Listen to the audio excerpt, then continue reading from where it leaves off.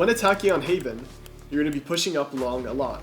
And sometimes you'll get into this position where there's a site smoke down and your teammates aren't going through.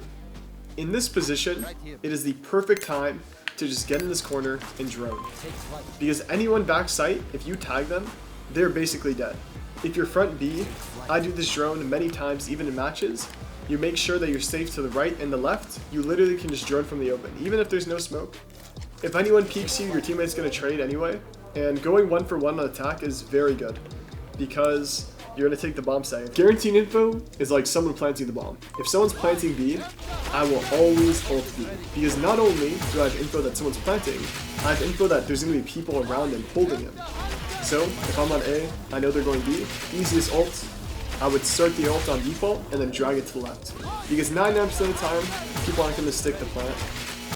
What's up everyone, I'm Poppin from Envy, and you're watching ZOWIE Esports Academy. In this episode, we're going to talk about the importance of positioning when using abilities on Sova.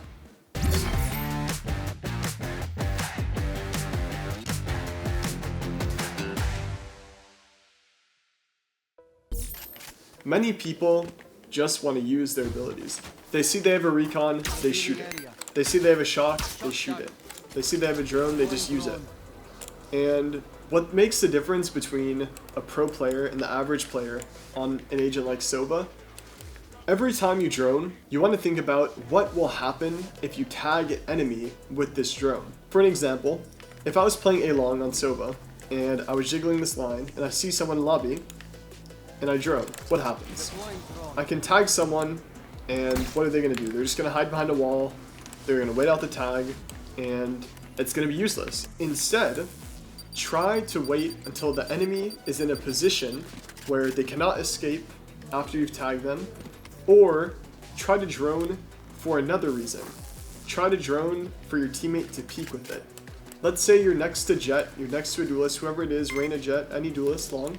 You can tell them peek long with my drone. Try to put your drone as high as possible, make the enemy shoot at the drone, have them peek with it, and this will pull the enemy's crosshair away, which will make it a lot easier for them to kill them, right? Let's talk about attack-sided droning. When you're on attack, there's many ways to utilize the attack side drone that are very underused. When attacking on Haven, you're going to be pushing up long a lot. And sometimes you'll get into this position where there's a site smoke down and your teammates aren't going through. In this position, it is the perfect time to just get in this corner and drone. Because anyone back site, if you tag them, they're basically dead. And this will happen so many times. It's happened. There's a site smoke, there's a guy stuck back site, he's just holding, your teammates don't want to go through. What do? You just tag this guy. He's forced to fully tuck in this corner if he's here, and it allows them to kill the enemy way easier. And if they're back site on the right side even, all of this box is spammable, you tag them, they're dead no matter what. You can just spam anything on this box, they try to run CT, teammate kills them. Doing attack-sided risky drones will win you many rounds. And this could work on any site. If you're front B, I do this drone many times even in matches. You make sure that you're safe to the right and the left. You literally can just drone from the open, even if there's no smoke. If anyone peeks you, your teammate's going to trade anyway. And going 1-for-1 on attack is very good because you're going to take the bomb site if you're going 1-for-1 usually. So you just drone from here, risky spot, but it's a very good drone. And it can clear everything site.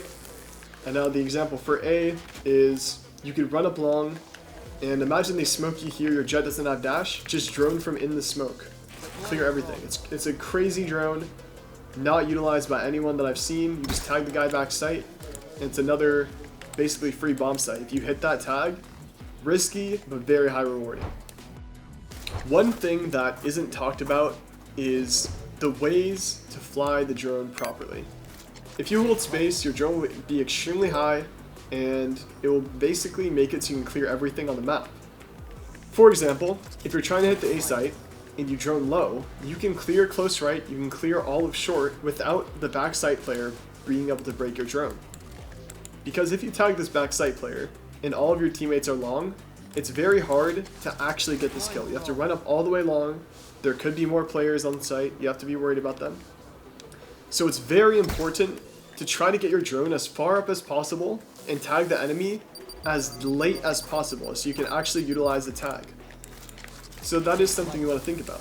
But like I said, most of the time you want to drive your drone extremely high because it's hardest to shoot at. Now when it comes to tagging players yourself, you want to have crosshair placement with the drone. Think about where is the most likely that the enemy is going to shoot it from. So when you're going to go, let's just imagine you're trying to hit default, you're aiming above default. If we're going to go around a corner, you're pre-aiming your drone crosshair around that corner, ready for anyone to shoot at it. If you're going to go low, just pre-aim around the corner, always be pre-aiming, expecting an enemy. And this will allow you to tag players a lot easier.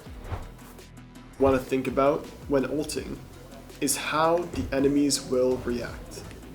If you're ulting in an area like mid, any enemy you hit will have such a free and open space to run around, which will make it the hardest area to ult in the game.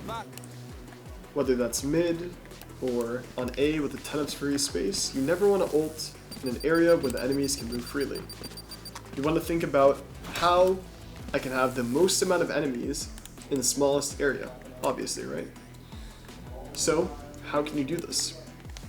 You want to think, if I ult right now, what are the chances that 5 people will be in front of me? And if the answer is very unsure, I would not ult.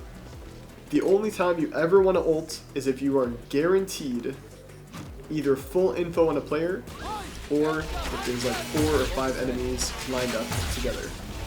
And this would mean full info, like guaranteed info. Guaranteed info is like someone planting the bomb. If someone's planting B, I will always ult B. Because not only do I have info that someone's planting, I have info that there's going to be people around them holding him. So, if I'm on A, I know they're going B, easiest ult, I would start the ult on default and then drag it to the left. Because 99% of the time, people aren't going to stick the plant. And also, even if people are sticking the plant, like I said, there's an extremely high chance there's going to be someone holding from here, or someone holding from here, holding the planter. So this will guarantee at least one hit. This is an ult that I brought up when talking about recons previously, which is, if I'm on the A line, I'm jiggling, and I know that they're going C, I will throw my dart, which is you line it up with this line right here, two of the diamonds you line up right here, 2 charge, shoot it, and then instantly run to short. By the time this dart lands and scans, you will be down here ready to ult off it. And sometimes even ult before, because you don't know if it's actually going to scan, it might get broken. But if you're in lower rank, it'll scan every single time. If you're in a lower rank, it'll scan every time. And you don't even need the dart to be able to ult from here. If your teammates are calling they're coming out C, you can simply use your map and see what your teammates are seeing and ult off of it. This is very important. Thanks for tuning into ZOWIE Esports Academy. If you learned something new, hit that subscribe button. And let us know in the comments what our next video should be about.